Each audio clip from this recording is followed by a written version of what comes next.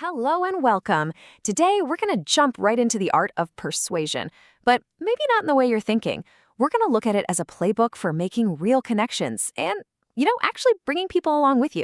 So let's get into it. So let's just get this out of the way first. For a lot of us, the word persuasion it kind of feels a little icky, right? It can bring up images of manipulation or trying to trick someone into doing something they don't want to do. But what if that's not what it's about at all? Here's a much better and I think much more powerful way to look at it. Persuasion is really the art of connection. It's about building a bridge from where you are to where your audience is. It's about finding that common ground so you can guide them to your point of view. It's a total mindset shift. Okay, so let's really lock this idea in because it's the foundation for everything else. At its absolute core, true, effective persuasion is all about creating that genuine link with another person. And this is absolutely crucial. This isn't a battle. It's not a fight to be won. It's more like an invitation. You're trying to appeal to three key things. Their head, that's the logic. Their heart, that's the emotion. And their gut, that's their trust in you. When you hit all three, that's where the magic happens. So how do we actually do that? How do we appeal to their head, heart, and gut? Well, the good news is we don't have to reinvent the wheel. Turns out, the blueprint for this was laid out over 2,000 years ago by Aristotle, and it is just as powerful today.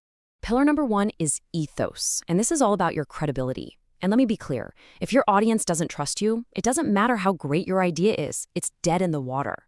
You build that trust by showing competence. You actually know what you're talking about. By showing character, you're an honest person. And through presence, carrying yourself with a quiet confidence that shows you believe what you're saying. Okay, next up is pathos, and this is the appeal to emotion. And here's a huge takeaway.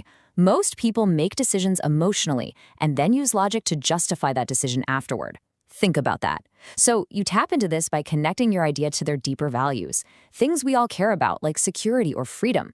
You use stories. Emotion is the engine that drives people to actually do something. And the third pillar is logos. This is the logic. This is the skeleton that holds your whole argument together. It has to be clear, it has to be structured, and it has to be backed up with actual evidence, data, facts, things like that. A simple, if you do A, then B will happen structure is unbelievably powerful because our brains are wired to understand it. All right, so we've got the theory, ethos, pathos, logos. Great. But how do you actually use it in the real world? Let's walk through a super simple 3-step game plan that works for pretty much any situation you can think of. Think of it like you're putting on a play. Stage 1 is preparation. This is your homework. You figure out what you want and who you're talking to. Stage 2 is dialogue. This is where you connect with people before you make your pitch. You build that rapport. And only after you've done those two things do you get to stage 3, the monologue, where you actually deliver your big idea. And when you get to that monologue, you can't just wing it. It needs a solid structure. You start with a hook, something that grabs their attention right from the start. Then you give them a quick roadmap so they know where you're going. The body, of course, is where you weave together all your evidence, your ethos, pathos, and logos.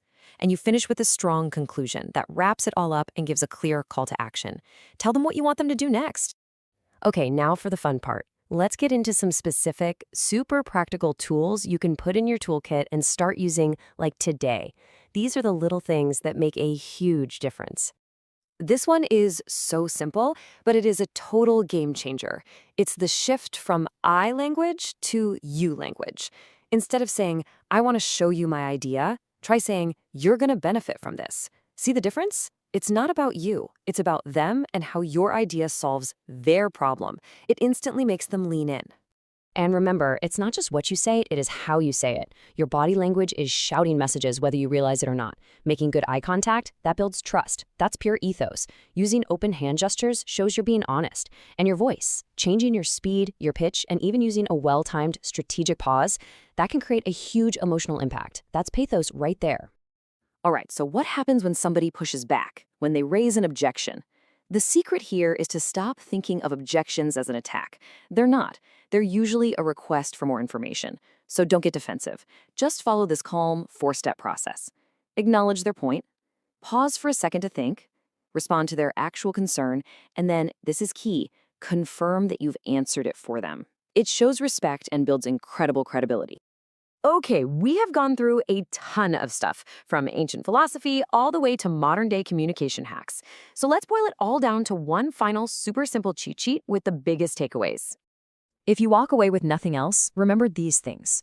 1. Preparation is everything. Seriously, do your homework. 2. Make it about them, not you. 3. Trust is the currency you're dealing in. That's your ethos. 4. Go for the heart first, then the head. Feelings first, logic second.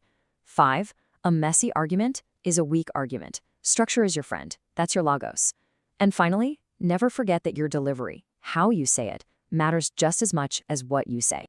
So this isn't just some abstract theory, right? It's a real skill you can build.